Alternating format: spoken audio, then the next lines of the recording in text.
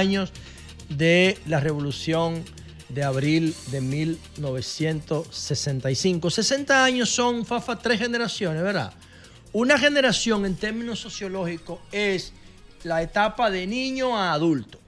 Más o menos en términos sociológicos eso es una generación. Entonces una persona se hace adulta de 0 a 18 años y han pasado 60 y hay 3 generaciones y pico que han nacido y se han desarrollado después de esos acontecimientos.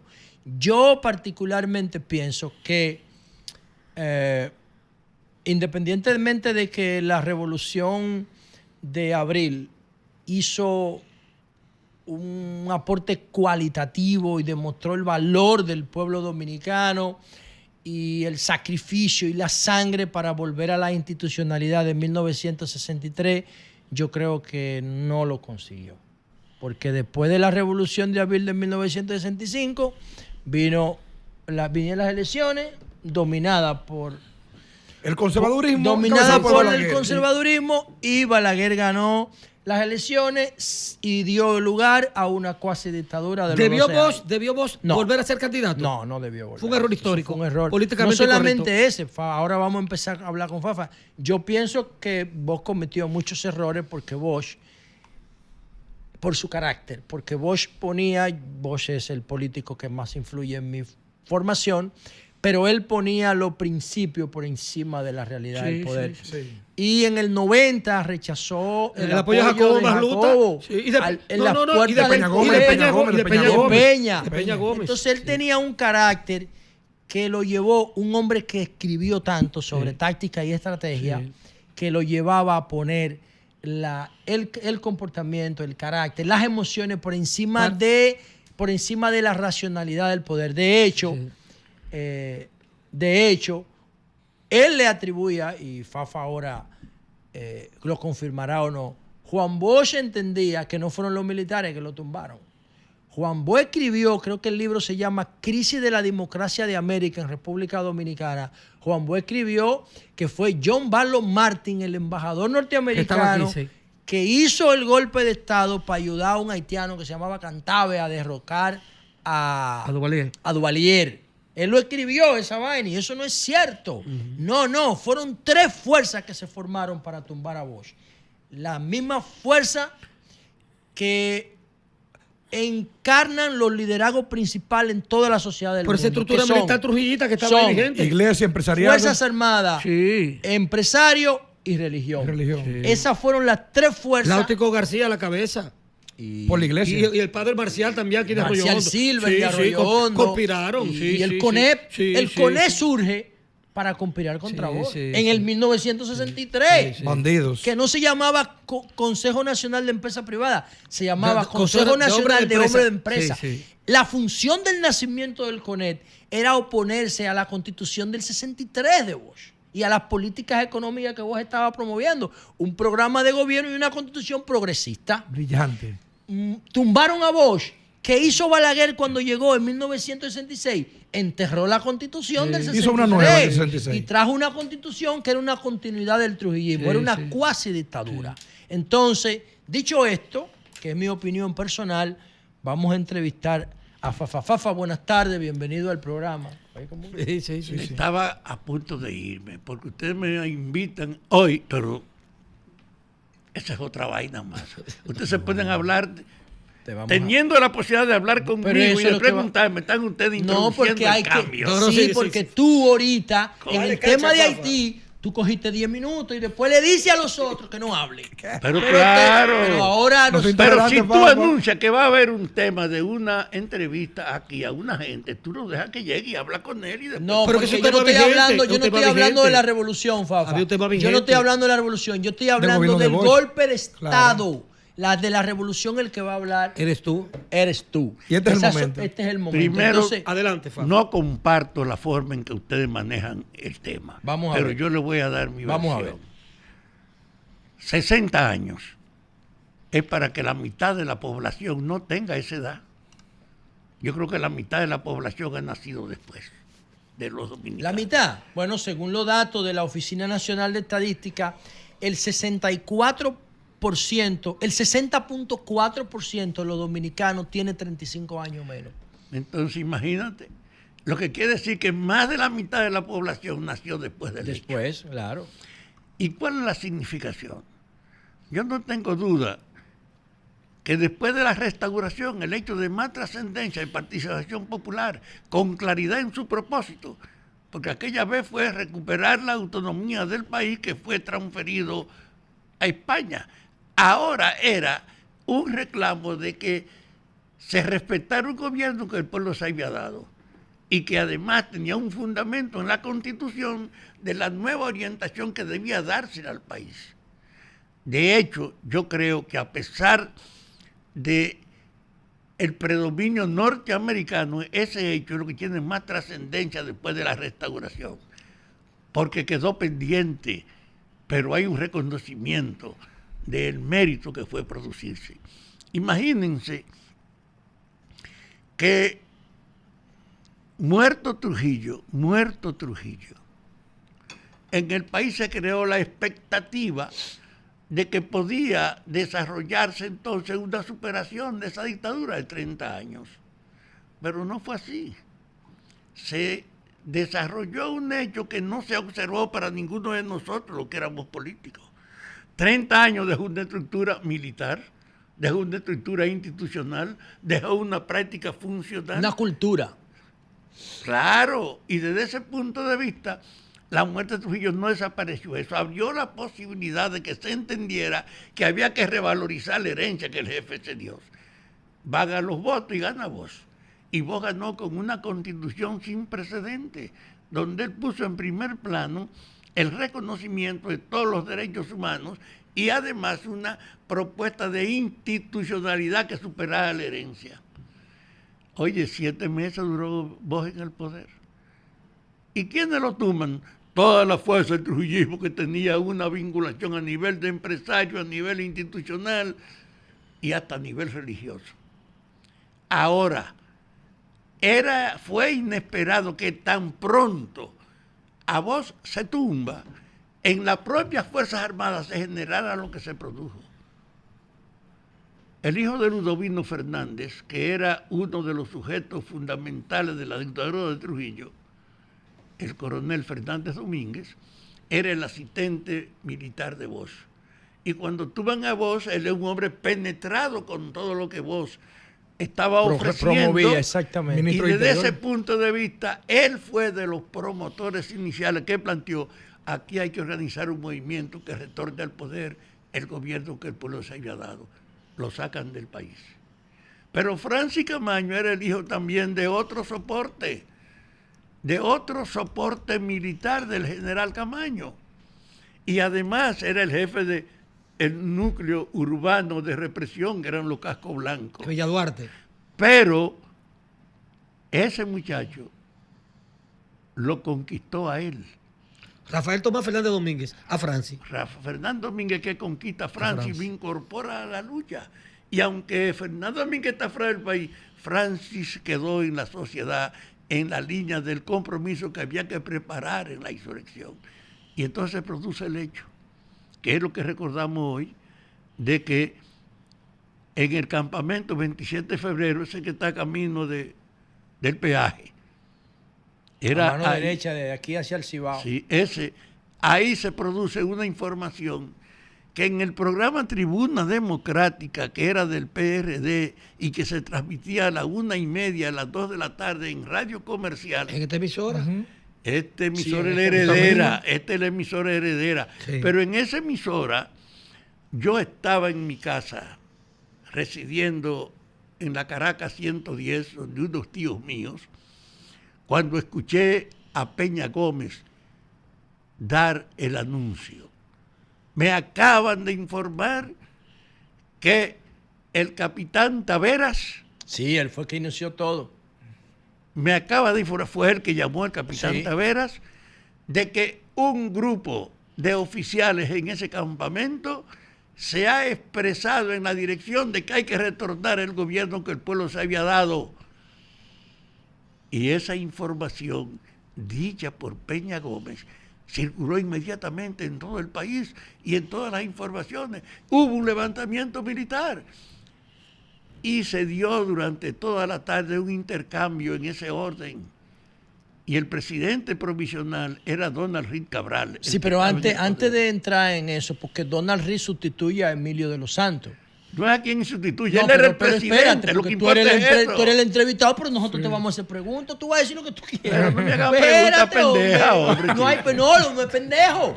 Porque lo que yo quiero saber un poquito de ese perfil de Emilio de los Santos, que era el presidente del triunvirato. Y que había sido miembro el 14 de junio. ¿Tú entiendes? Emilio de los Entonces, Santos. Oye, vamos a ver. búsquenselo con otro. Yo no voy a responder eso. Yo le quiero dar la idea de mi apreciación del hecho, que es que esa acción se generalizó en toda la tarde en las Fuerzas Armadas y la policía. Y a las 7 de la noche, Donald Reed fue a la televisión, yo lo vi, a decir que había una información de una sublevación de militares que el gobierno no podía tolerar y que le daba hasta el amanecer para que depusieran de esa actitud. Y esa información produjo entonces que el campamento saliera para la calle para evitarlo. Y en esa época existía una sirena en los bomberos que era un instrumento de ayudar a la orientación. Y cuando comenzamos a cerca de la medianoche a sentir el peso de la sirena, muchos tuvimos que comenzar a averiguar y darnos cuenta que era que los militares del campamento, ante el anuncio de Donald Reed de que le daba hasta el plazo de la mañana, decidieron salir ellos a la calle, hacia el Parque Independencia.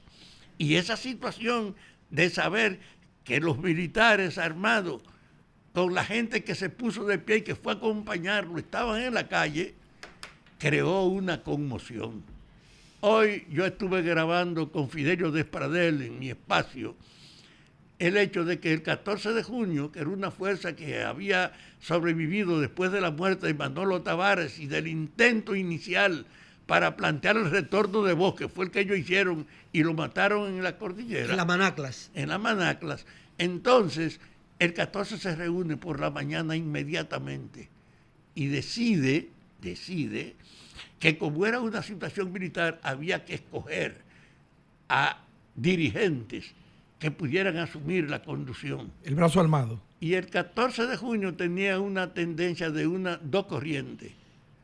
Los que tuvieron con Manolo, los que rechazamos ese proceso y éramos otros.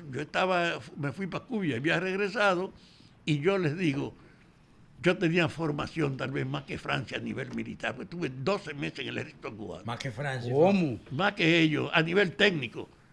Porque a mí me enseñaron hasta manejar. Sí, porque Francisco lo que era policía, ¿eh? A mí me llamaron. Francisco no estaba lo que era policía. Oye, me enseñaron hasta manejar un helicóptero y la artillería que se usan en los tanques. A nivel técnico. Vine con toda la formación.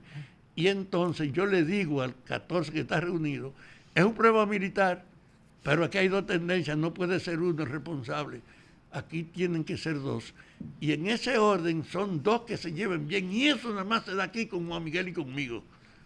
No hubo discusión. ¿Cuál es Juan Miguel? Juan Miguel Román. Juan Miguel Román. Se aceptó entonces que Juan Que Miguel murió, y yo, que murió también el 30 de marzo. El Juan fallido Miguel intento y yo En una del incursión al Palacio, sí. nos Y dieron, Capó, sí. nos dijeron que éramos los militares. Todos asumieron, no importa la tendencia, de que ese mando militar era el que tenía autoridad. Él y yo teníamos un vínculo personal de que me había ido varias veces con él para Mao, en su familia, y éramos los únicos dos diferentes que teníamos vínculos de amistad. ¿De qué época, en qué fecha específica ya estamos hablando cuando ocurre eso? O el 25, Después que ese... el día 25. Del día 25, al antes otro de que día, Lyndon al otro- Johnson al mandara otro las día, tropas. Cuando ahí decide eso, entonces decidimos, hay que salir a buscar un local. Y uno vinculado a la familia Vargas, que quedaba en la José Gabriel y el Quida Beler, a esa casa fuimos nosotros para establecernos ahí públicamente. Y comenzamos entonces a todos los dirigentes del partido a distribuirlo en las regiones de la capital y a comunicarnos con los del interior. Había que tener comunicación, pero había que asumir el papel de vincularse con los guardias y con los civiles en cada uno de los sitios. Fafa, tenemos que hacer una pausa. Vamos a volver con tu disertación y con algunas preguntas quiero hacer puntuales. una pregunta antes de ir, ¿no? Sí. ¿Cuál fue más relevante? Para que lo hablemos al retorno, Fafa. ¿Cuál fue más relevante en la revolución? ¿Camaño o Manolo? Volvemos en breve. No, Manolo estaba... Hoy es 24 de abril. Abril tiene una característica para nosotros los dominicanos. Está marcado por grandes acontecimientos y asociados con tragedias y con sangre, ¿no? A veces positivo, a veces negativo. Tenemos el tema de la guerra de abril y tenemos la poblada de 1984. Que fue después de Semana Santa. Pero ahora estamos escuchando el testimonio de un protagonista de primera línea de esos hechos de abril de 1965 y vamos a continuar con Rafael Fafa Tavera. Yo estaba explicándole el proceso de la creación inicial de esa insubordinación que surgió, junto con el hecho de ya poner un local y distribuir entre nosotros. Creció entonces la primera actitud de uno buscar las armas.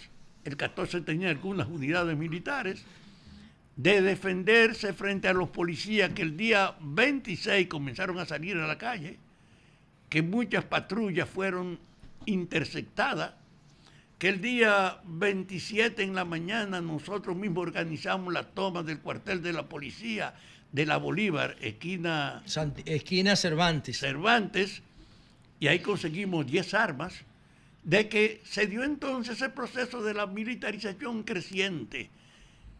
Y fue un sábado, domingo 25 cuando creamos la dirección, el lunes 26 tuvimos unos choques con los policías, y el 27, este es un detalle demasiado importante, el embajador de Estados Unidos no estaba en el país y llegó el 27 a mediodía.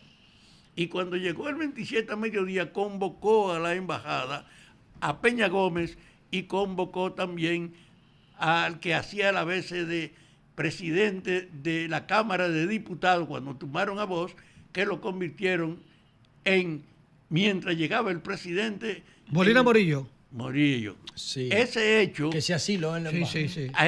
Ese hecho, el embajador lo convoca... John Baylor. Y le dice... Bene. No. Ningún John Baylor. Es Bene. Cuando lo convoca, le dice... Estados Unidos no puede tolerar este abuso de ustedes. Nosotros queremos que eso se pare y lo más que yo puedo ofrecerle mi mediación para que ustedes sean bien tratados. Sí, eso es lo que provoca la indignación. Cuando le dice esa situación, el que era de los diputados sale y se asila, y Peña Gómez también va para poder coordinar si se mete en una embajada.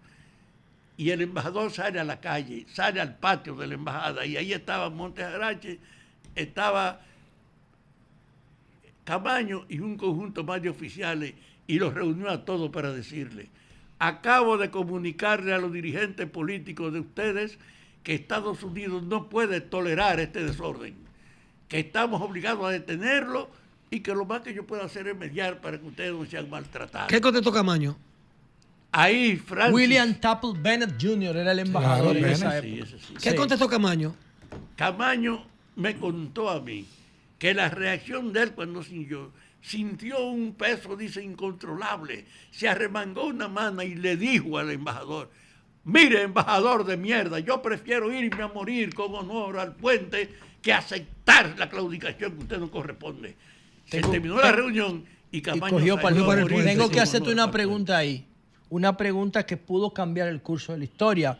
Porque ese embajador, William Bennett, que recibe la respuesta por el maltrato inicial de él, de imponerle a los dominicanos y decirle: no le vamos a tolerar eso a ustedes, o sea, los norteamericanos jugando un rol de imperio. Entonces la respuesta de Camaño hace que él haga un informe a Estados Unidos, a Lyndon Johnson, que provocó la invasión. No hay ninguna Pero te constancia de eso. Escúchame, no hay razón para eso. Es que si el no, problema es... ¿Cuál es la razón? Hay razón para eso. Tú me estás preguntando y yo estoy respondiendo. Pero es que tú no dejas que yo te pregunte. Espérate, tú vas a responder ahora. ¿Cuál era la fuente de información de Lyndon Johnson, del presidente, para tomar decisiones aquí? ¿No era su embajada? Sí, claro. Aguántate. Ese embajador que estaba afuera vino ya con la protesta en marcha y trajo una orientación de Estados Unidos, del presidente norteamericano, y él que está transmitiendo que Estados Unidos no podía permitir ese desorden. Y a eso es que Camaño, me lo contó él, produjo esa respuesta que yo decía, de mandar a la mierda y preferir mejor irse a morir con honor al puente que aceptar esa capitulación. Nosotros teníamos en el 14 de junio 5 grupos de 10 armados bajo nuestra responsabilidad. 50 personas. Fafa, una pregunta entonces. 50. Tengo una pregunta. Pero déjenme hablar. Pero es conversando, Fafa. No, entonces así no. Yo estoy explicándole un hecho que ustedes no conocen, en el que yo tuve la forma de participar. Déjenme decírselo. Por eso preguntamos. Dale, Fafa, dale, que tú eres inteligente. Oye, me da la impresión de que no vale la pena seguir hablando con ustedes. Pero por Coño, Dios, pero déjenme hablar. Te estoy diciendo que ese hecho hizo entonces que Francis fuera el día 27 allá frente al puente y nosotros nos encontráramos con él ahí.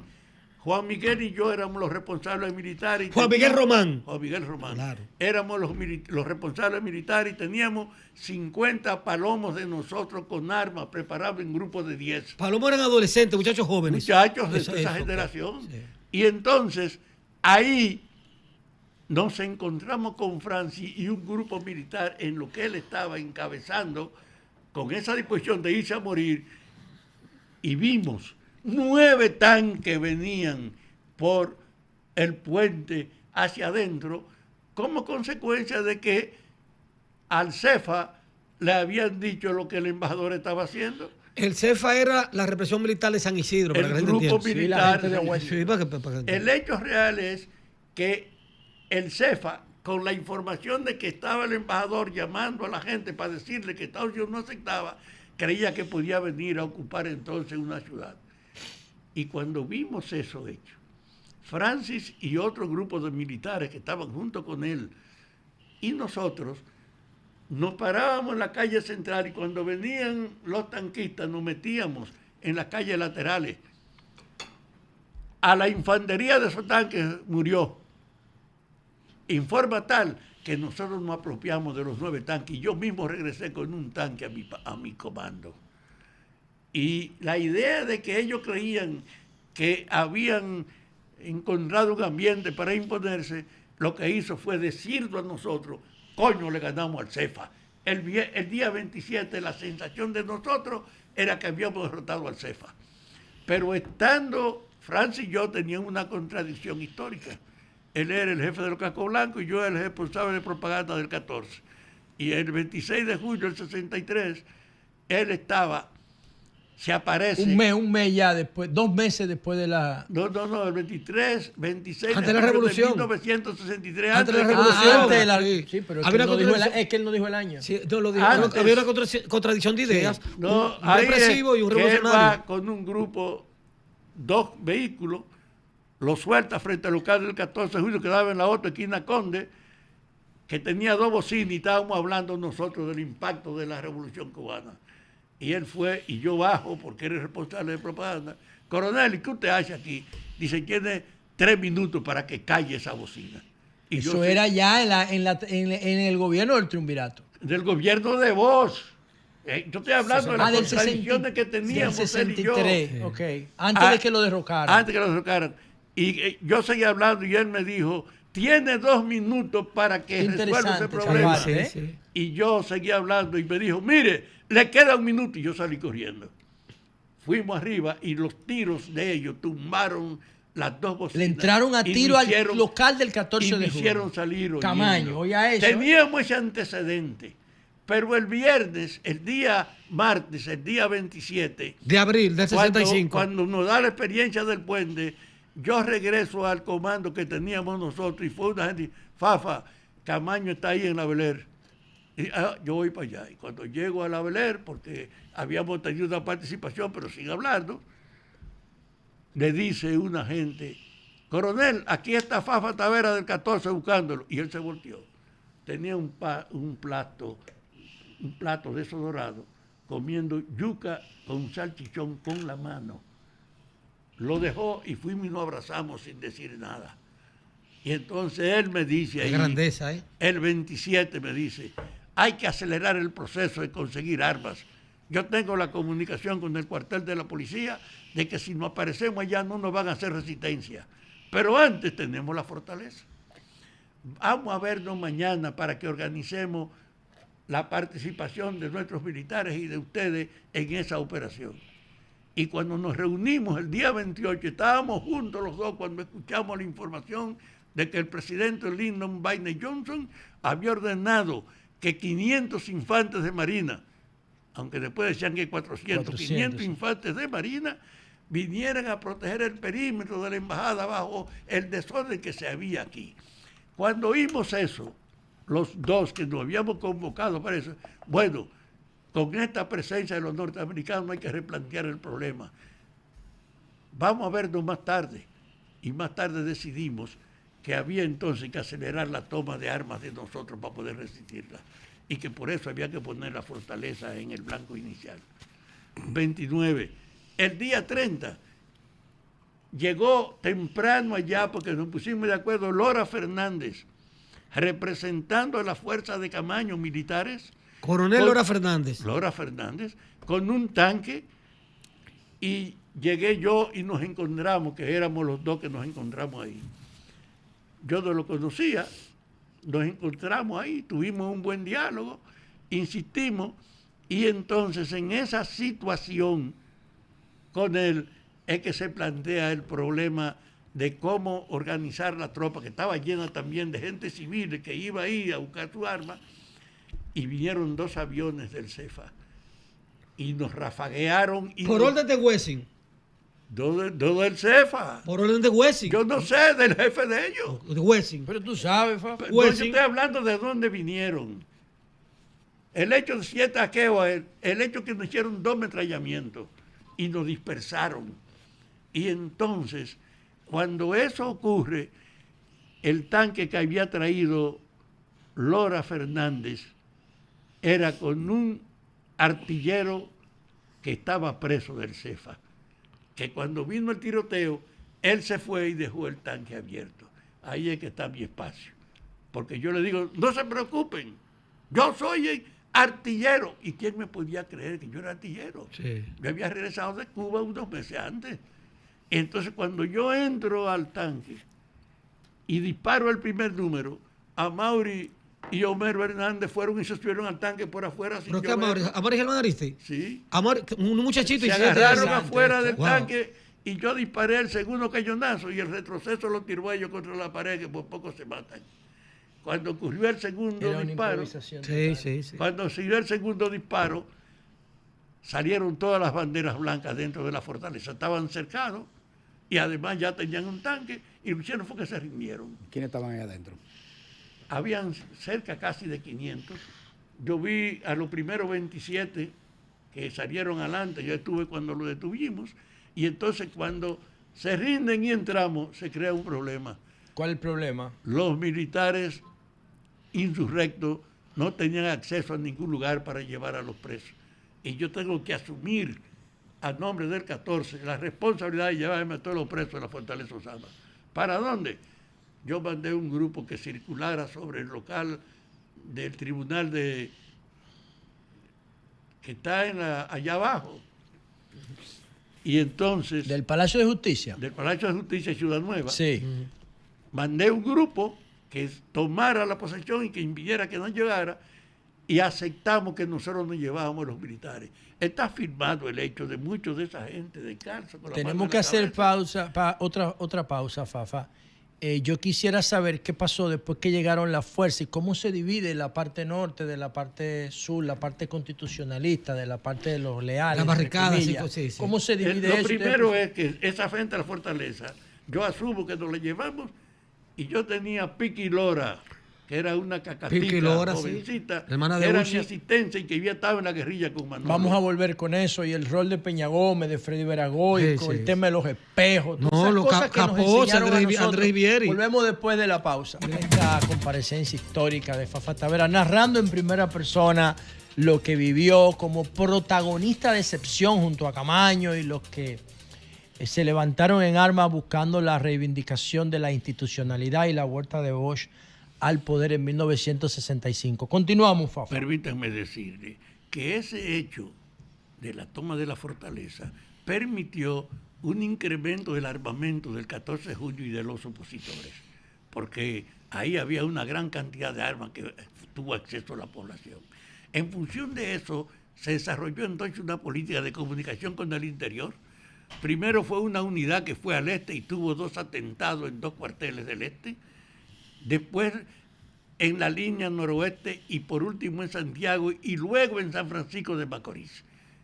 Todas acciones estimuladas desde la dirección del 14 de junio. En ese orden, en el país entero hubo un proceso donde la gente terminaba definiéndose. Pero Estados Unidos reforzó su presencia. Aumentó las tropas.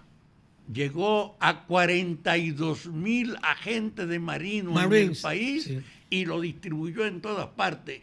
Y fue un factor que a pesar de eso comenzó a controlar al empresariado y a todos los sitios y fue el eje de la resistencia y organizó un cerco que nos tomó a nosotros, Ciudad Nueva, con un bastión militar y entonces ayudó a que los militares en la parte norte de la ciudad se concentraran bajo el apoyo de ellos.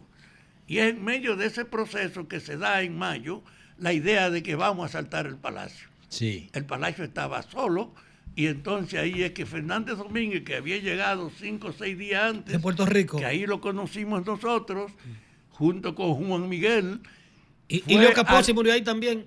Fue al frente él y con las tropas que estaba ahí Leo Capozzi, sí, y un conjunto de combatientes, y cogen y lo matan a los 2. A los 3. Fue un factor. Ellos, no era público que las tropas norteamericanas habían tomado los alrededores del palacio y estaban ahí ocultas. Y francotiradores. Y que esos fueron los que pudieron propiciar las ráfagas. ¿Fue una acción aislada la toma del palacio o fue coordinada? Claro, una coordinada por todos nosotros. Fue el 14 y un militar. Así como fuimos Lora Fernández y yo a la fortaleza, aquí fue Fernández Domínguez y Juan Miguel como los responsables de la toma del palacio. ¿Y por qué no participó Camaño en ese asalto al palacio? ¿Y por qué tiene que participar Camaño? Pero es una pregunta. Una pregunta. Pero era el jefe, tú podías mandar y organizar su tropa. Y lo que no hicieron fue una inteligencia previa para saber que estaba rodeado. Ahora, Fafa, yo te quiero hacer una pregunta, Fafa.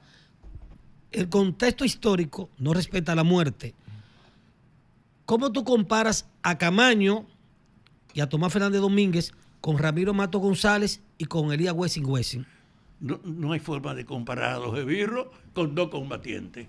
Aquellos eran 2 esbirros, hijo de puta y de derecha, y estos eran 2 combatientes heroicos que estaban consumiendo su vida por rescatar al país. Entonces no son susceptibles de compararse. Camaño es un bastión en el seno de las Fuerzas Armadas y él no se rindió nunca. Por eso muere en otro intento. Sí. Y Fernández Domínguez probó que era el hombre que estaba más penetrado de las ideas. A los 30 años murió Fernández Domínguez, 30 añitos de edad que tenía. 30 añitos. Dos ejemplos que las propias Fuerzas Armadas no pueden ignorar. Pero el hecho concreto es que ese proceso que nos permitió incentivar acciones militares en el interior, aquí se consolidó cuando ellos nos cercaron. Y cercanos a nosotros que patrocinan todo el seguimiento de la zona norte. Y acabaron con casi todas las áreas de la zona norte. Y es en ese sentido que se queda el ambiente para ellos comenzar a presionar que había que darle un fin negociando precisamente la liquidación del conflicto. Y valió la pena, Fafa, valió la pena todo ese esfuerzo político, militar, si al final no se pudo volver a la Constitución del 62. Claro que valió la pena, en el sentido de que se creó una conciencia de que había que respetar la voluntad popular. Y yo creo que el aporte mayor de la guerra, por eso digo que después de la restauración, esta fue la acción más respetable, es que se creó una conciencia entre los militares que no se podía ignorar ese proceso, que no se podía legalizar el abuso y usar su autoridad, y de que fue lo mejor. Se creó una conciencia unitaria sin precedentes. La operación limpieza, ¿qué fue, Fausto? o una operación de acabar con toda la gente. Explícanos, ¿qué fue eso? ¿Quién la dirigieron? ¿Cómo se O promovió? los ¿Cómo se cepas, llevó a cabo? Los Yankees. ¿Entre qué año, entre qué mes y qué mes? ¿De qué año? Con la guerra. En el mismo... Ellos, en la guerra comenzó el proceso de cercarnos a nosotros y luego de cercarnos a nosotros, entonces reforzar la recuperación de los propios güeyes que estaban desorientados y judíos y apoyarlos para que barrieran en la zona norte. ¿Y cuáles eran los criterios para perseguir a quién era que iban a limpiar en la operación limpieza? ¿Cómo que aquí iban a los opositores? ¿Cuál es el criterio para identificarlo? ¿Cómo que cuál es el criterio para identificarlo? ¿Sabe? Ahí hay un grupo de gente que son promotores de la lucha abierta contra ellos. Por ejemplo, a ti, Fafa, ¿cuántos actos de conspiración para limpiar contigo? No, yo soy un hombre afortunado. Yo nunca le hice caso a esa vaina y sabía cuidarme, pues yo tenía formación. Sí, Fafa, ¿por qué? Bueno, si le sorprendió, o por qué le sorprendió, si le sorprendió al movimiento 14 de junio la insurrección de los militares para volver a la Constitución. O sea, ustedes se enteraron con el anuncio público, pues no se habían enterado de la conspiración que había. Fue el anuncio público que nos hizo a todos conocedores y nos reunimos al día siguiente para eso. Yo decía que ayer con Fidelio de Pradel... Y fue una sorpresa, Fafa. ¿Cómo? Y fue una sorpresa ese anuncio público. Fue una vaina impactante. Nadie estaba esperando eso. Cuando se anuncia y se produce entonces el proceso de que los guardias vienen al Parque Independencia, de que se da una conmoción en todas partes, de que la comunicación y hasta las emisoras del mundo comenzaron a hablar de eso el domingo y el lunes. Y entonces cuando llegue el embajador norteamericano es que se da el viraje. Sí. De que la gente sepa que Estados Unidos no permitía. Fafa, ¿cuántas personas tú crees que murieron durante el operativo o el gobierno de el operativo de la operación limpieza? ¿Cuántos dominicanos? ¿Tú estimas? No hubo una estima que yo conociera de la cantidad, pero creo que tuvieron que morir siquiera 2 o 3 mil personas. ¿Y esos casos nunca se investigaron?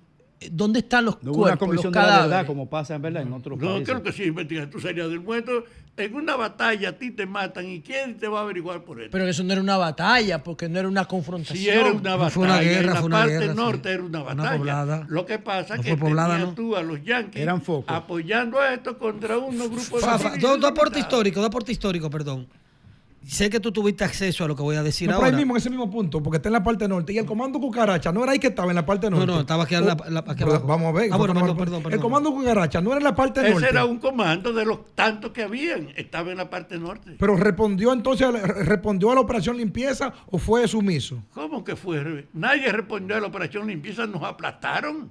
Oh, por eso que se impone la paz y no impone la solución. Fafa, un dato histórico. Hubieron 2 comandos, y a mí me consta que tú tuviste acceso a ellos. Fue un comando dirigido por intelectuales haitianos y un comando de homosexuales dirigido por Cambumbo, con los cuales tú interactuaste en un momento determinado. Los haitianos, nosotros hicimos un comando con ellos. Y lo Comando pusimos haitiano. Intelectuales como haitianos. los mecánicos de las No eran armas intelectuales, que eran iban a guerreros. arreglarla. Sí, sí. No era intelectual, No, eran pero guerreros. había Pero intelectuales. con perdón, había un joven haitiano con mucho reconocimiento que era, Jack Dew. ¿quién? Jack Dew. Ya vio, Ajá. que era el que encarnaba esa visión y el que estaba vinculado con nosotros en una forma directa.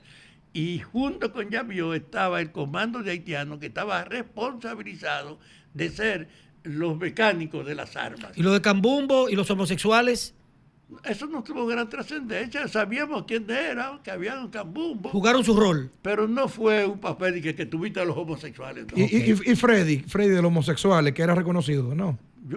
Pero no fue de que un movimiento de homosexuales no hubo. Sino una figura, quizás. Figuras que Ok. estuvieron al frente participando y en ese sentido Cambumbo era uno de ellos. ¿En qué circunstancia Peña Gómez, porque no hemos hablado de eso, Peña Gómez escribió las letras del himno de la revolución y el amigo que puso la música, Aníbal de Peña, creó la música, hizo la composición musical? En ese proceso de la revolución fue que Peña Gómez escribió ese himno. No fue Peña Gómez que escribió No fue el Peña himno de Gómez. la revolución, fue otra gente. ¿Quién? ¿Pero por qué se dice que fue Peña No me Gómez? acuerdo, pero no fue Peña Gómez. Aníbal de Peña sí le puso la música. Aníbal de Peña sí le le puso- puso la música. Ok. Y entonces se convirtió en un instrumento que compactó la unidad de la gente. Pero en el fondo, el hecho que dejó aquel acontecimiento con las tropas de ocupación aquí, con la imposición de una solución que abría el camino para que Balaguer, que llegó al país en plena guerra, lo trajeron los yanquis a Balaguer, fuera el que pudiese en una competencia con vos barrer, porque era tan grande la dificultad que tenía vos para hacer una campaña para el retorno, que no podía salir de su casa, que grababa en su casa y lo mandaba a la emisora, porque la tensión y la presión que había con él era que él no se podía mover. El papel de Freddy Veras Goico. Balaguer estaba con el apoyo de todo el poder. Don Fafa, el papel de Freddy Veras Goico en el proceso de la revolución. El de un comunicador. Locutor. Comunicador. Aunque aparece unos videos que él tiene una... No, él era un agitador. Un agitador. Él fue un agitador. Y el caso de Hernando Ramírez, que en la historia, por lo menos en lo que yo he leído, se redacta de que Fernández Domínguez había designado en Hernando Ramírez, en principio, la responsabilidad de la revolución. Coronel Hernando Ramírez. ¿Enfermó o qué pasó? Sí. No, Coronel Hernando yo Ramírez. no tengo idea de esa. Lo que yo tengo de Hernando Ramírez es que en el sitio donde se produjo la acción de el capitán Taveras, ahí era que él estaba. Ese sitio es por donde estaba la UNFO. Para allá por donde está el control de salida. Sí, por donde estaba la UNFO. Por Y la él era Kennedy, el responsable de ese sitio, era él, que apoyó entonces esa acción. de ese destacamento ahí. Sí, ese destacamento. En un Interesante. contexto histórico, entonces, ¿en qué lugar de la historia dominicana debe catalogarse a Camaño y a Tomás Fernández Domínguez, a tu juicio? Yo creo que Fernández Domínguez y Camaño son los dos símbolos más respetables que tenemos nosotros de la defensa de los intereses populares en las Fuerzas Armadas. Que en las Fuerzas Armadas no hay nadie que esté por encima de la calidad moral de lo que ellos son merecedores. Porque fueron dos gestos, hijos de dos leones trujillistas, y fueron los que encabezaron la transformación. Fafa, por último, ¿Es cierto que tú te casaste en medio de la guerra? Sí, señor. ¿Cómo Magali fue eso? era una socióloga que había venido de Puerto Rico. En diciembre yo estaba aquí, que había regresado también, y entonces ella era vocera de los independentistas de Puerto Rico y venía de ir a Moscú a un encuentro mundial. Cuando llegó aquí dijo, yo quiero vincularme con el 14 de junio. Y me la llevaron a mí porque yo era de prensa y propaganda. 2 meses después éramos novios y nos casamos en la guerra. Fafa, por último, porque aquí tenemos el tema de la revolución y tenemos la influencia cubana directa en el 14 de junio. ¿Valió la pena ser comunista, Fafa? Pues la pregunta es, el comunismo fue una forma de rechazo y de oposición. Nosotros militamos en esas ideas. Pero era emocional, no era científico eso. No es racional, emocional no. La política no es de emoción. Había una visión acerca de la lucha de clases, acerca de la visión de convertir en proletarizar a todo el mundo y de enfrentarnos al dominio imperante de Estados Unidos. Yo fui por una contradicción interna que salí del país en la primera semana de septiembre del 63 cuando estaba vos en el poder. Y cuando estaba en México lo mataron y yo iba para la URSS, siendo un estudiante universitario por mi problema que tuve, decidí que ni te denuncio ni te hago oposición y me voy. Y conmigo se fue un grupo. Entonces, estando en México, fuimos a Cuba. Bueno, aquí hay que prepararse porque ahora sí es verdad que se va a pelear allá. Bueno, muchas gracias a don Fafa por esa Cátedra. disertación para la audiencia de la tarde. 3 generaciones que no conocen lo que pasó. 3 generaciones que no conocen lo que pasó.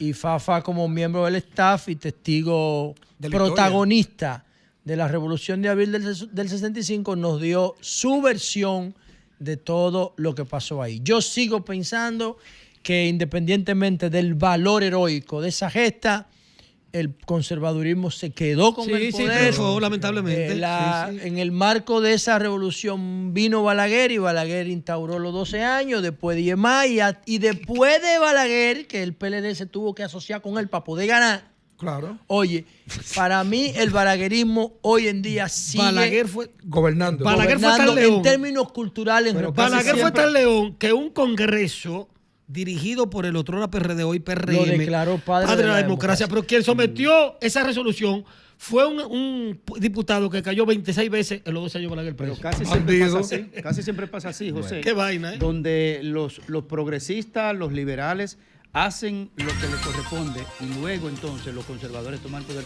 Casos excepcionales, la revolución bolchevique y la revolución china. Bueno, vamos a hacer un cambio y volvemos. No, hemos